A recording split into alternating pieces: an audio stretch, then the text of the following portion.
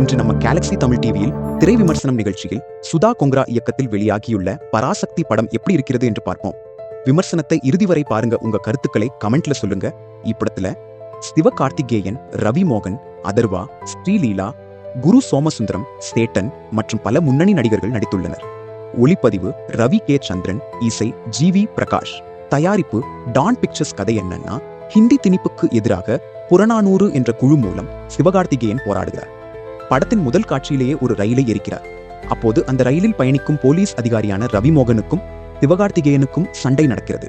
இதில் ரவி மோகனின் விரல் பறிபோகிறது. இதைத் தொடர்ந்து ரவி மோகன் இந்த கும்பலை பிடிக்க வேண்டும் என்று தீவிரமாக களத்தில் இறங்கி தேடுகிறார். அதே நேரத்தில் சிவகார்த்திகேயன் நண்பர் ஒருவர் ரயில் எரிப்பில் இறக்க, இனி இந்த வன்முறை, எதிர்ப்பு எல்லாம் வேண்டாம் என சிவகார்த்திகேயன் அனைத்தையும் கைவிடுகிறார். ஆனால் அவர் தம்பி அதர்வா அதை கையில் எடுக்க, சிவகார்த்திகேயன் ஹிந்தி படித்து டெல்லிக்கு வேலைக்கு செல்ல நினைக்கிறார்.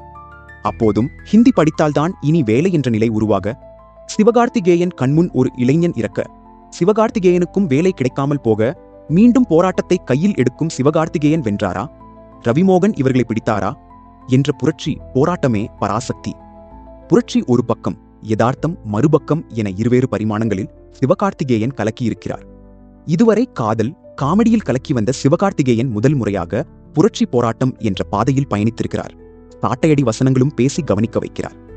ரவி மோகன் படம் முழுவதும் அரசாங்கத்திற்கு ஆதரவான ஒரு அதிகாரியாக, எத்தனை உயிர் போனாலும் சரி, நான் நினைப்பது நடக்க வேண்டும் என அவர் செய்யும் வேலைகள் நெஞ்சை பதபதைக்க வைக்கிறது. வில்லன் வேடத்தில் கலக்கியிருக்கிறார். ஸ்ரீலீலா தமிழுக்கு அறிமுகம், நல்ல நடிப்பு.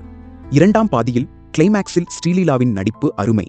ரவி கே சந்திரனின் ஒளிப்பதிவு 1960 காலகட்டத்திற்கு நம்மை அழைத்துச் செல்கிறது. ஜி.வி. பிரகாஷின் இசை படத்துக்கு பலம் சேர்த்துள்ளது. பின்னணி இசையும் பிரமாதம். பரபரப்பான காட்சிகள் படத்துக்கு பெரிய பலம். படத்தில் நடித்த அனைத்து நடிகர்களும் தங்கள் பங்கை சிறப்பாக செய்துள்ளனர். பொறி பறக்கும் வசனங்கள், டெக்னிக்கல் ஒர்க் என சுதா கொங்கரா ஒரு சிறப்பான வரலாற்று பதிவை தமிழ் சினிமாவிற்கு தந்துள்ளார். இக்கால இளைய சமுதாயம் கட்டாயம் பார்க்க வேண்டிய படம். தமிழர்கள் எப்போதும் ஹிந்திக்கு எதிரி என்று வடநாட்டில் ஒரு தவறான பதிவை செய்து சிலர் அரசியல் செய்து கொண்டிருக்கின்றனர். இப்படத்தின் மூலம் தமிழர்கள் ஹிந்திக்கு எதிரி இல்லை, ஹிந்தி திணிப்புக்கு தான் எதிரி என்று அழுத்தமாக சொல்லப்பட்டிருக்கிறது. அனைவரும் பார்க்க வேண்டிய அருமையான படம். வாழ்க தமிழ், வெல்க தமிழ். இந்த விமர்சனம் பிடிச்சிருந்தா லைக் பண்ணுங்க, நண்பர்களுக்கு ஷேர் பண்ணுங்க, மறக்காமல் சப்ஸ்கிரைப் செய்து நமது சேனலுக்கு ஆதரவு அளிக்குமாறு அன்புடன் கேட்டுக்கொள்கிறேன்.